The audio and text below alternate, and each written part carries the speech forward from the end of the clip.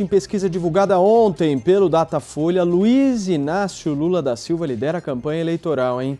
Lula com 41% contra 23% do presidente Jair Bolsonaro. Só que a gente levanta aqui uma questão. Há uma semana foi divulgada pelo Instituto Paraná uma pesquisa que mostra um panorama completamente diferente entre os principais candidatos. Bolsonaro aparece com 32,7% e Lula com 29,3%. E eu queria conversar com os nossos comentaristas aqui justamente sobre essas pesquisas eleitorais. Tem uma semana aí de diferença de uma para outra, mas a que se deve uma alteração tão grande assim no resultado? Amanda.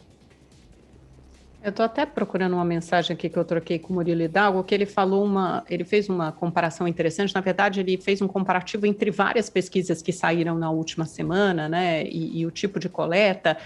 O Datafolha é a única que teve uma coleta presencial, né, mesmo no momento de pandemia. Isso significa que os inquiridores saem às ruas, entrevistam de 30 a 50 pessoas por dia, né, para fazer essa coleta em todo o país, representando, obviamente, a amostragem da população. Mas nesse comparativo que o Murilo Hidalgo fez, olha aqui, Paraná Pesquisa, Atlas, IPESP, XP, Datafolha e Poder Data, todas as pesquisas da última semana, todas elas mostram Lula e Bolsonaro em empate técnico, tanto no primeiro como no segundo turno, só varia quem está em primeiro lugar numericamente, se Lula ou Bolsonaro em cada uma dessas pesquisas. O Datafolha é a única pesquisa presencial e é a única que mostra essa distância maior entre os dois candidatos, né? O que eu acho que fica claro aí, e também pegando a avaliação negativa do Bolsonaro, é a primeira vez que o governo dele é aprovado só por 24% dos brasileiros. Para você ter uma ideia, em agosto e setembro esse índice chegou a 37%, então caiu bastante o índice de ótimo, bom. O ruim e péssimo, que era de 32% em agosto de setembro,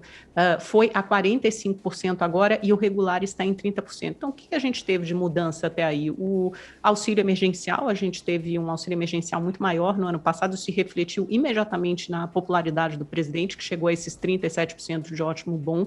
Aí a gente tem 4 meses de apagão, de janeiro a abril, desse auxílio emergencial. Depois você tem a retomada desse pagamento, mas num valor muito menor. Você tem um recrudescimento da pandemia e uma vacinação que é percebida como lenta pela maior parte da população, que a população que agora é vacina e emprego. Então você tem essas duas variáveis nesse momento jogando contra o presidente. Aí eu falei até com pessoas de outros institutos de pesquisa, como Maurício Moura, do Ideia Big Data, que também vê o governo Bolsonaro no seu pior momento. Falei com Murilo Hidalgo, falei com Rafael Cortes, que é um cientista político da Tendências Consultoria, que também vê esses números expressando esse pior momento do governo Bolsonaro. Agora, lógico que não é um cenário que não possa se reverter, não é irreversível. Você provavelmente vai ter uma aceleração nesse calendário da vacina, principalmente no segundo semestre, né, a partir do meio do ano para frente, e você tem uma retomada da economia com alguns números de atividade até saindo melhor do que o esperado, mostrando um crescimento que pode chegar a 4% neste ano. É lógico que a base de comparação do ano passado é baixa, porque houve uma recessão,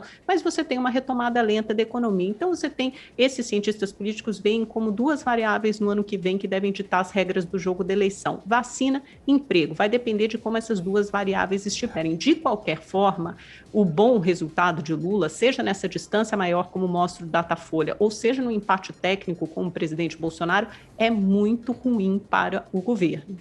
Ô Constantino, a disparidade dos números é impressionante, né? E quem é que confia no Datafolha, o Datalula, né? Ninguém sério. Veja, vamos lá. 2022, a escolha caminha para essa polarização, né?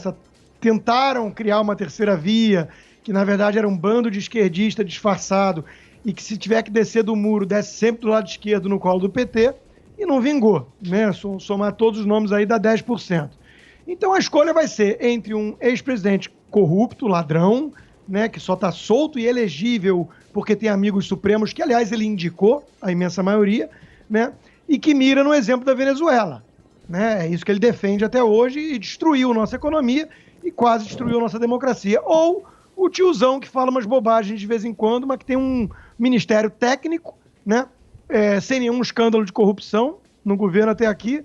E essa vai ser a escolha, Venezuela ou isso aí que temos, Paulo Guedes, Tarcísio, Tereza Cristina e companhia, né? Tem gente com saudade do Lula, fazer o quê? Né? Abstinência de verba pública, prefere roubalheira.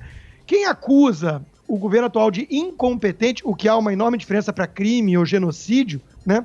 Vai ter essa opção, vai poder escolher o mega ultra competente, sério, de reputação ilibada, Luiz Inácio Lula da Silva, né? Então é disso que se trata. Essas pesquisas, Paulo, precisam ser investigadas, porque elas influenciam decisões, aí alegam que é uma fotografia do momento e erram sempre, e não erram de forma estatística, que seria um erro aleatório, randômico, para todos os lados que se anulam ao longo do tempo nas teorias dos grandes números.